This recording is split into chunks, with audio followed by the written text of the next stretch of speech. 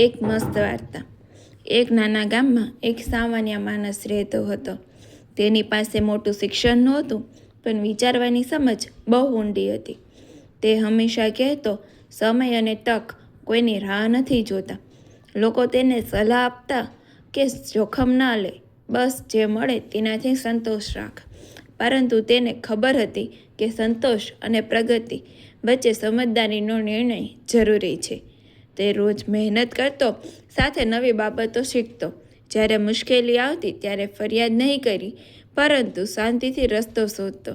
ઘણા વખત નિષ્ફળ ગયો, છતાં હાર ન માન્યો, કારણ કે તેને સમજ હતું કે નિષ્ફળતા અંત નથી, પરંતુ શીખવાની શરૂઆત છે।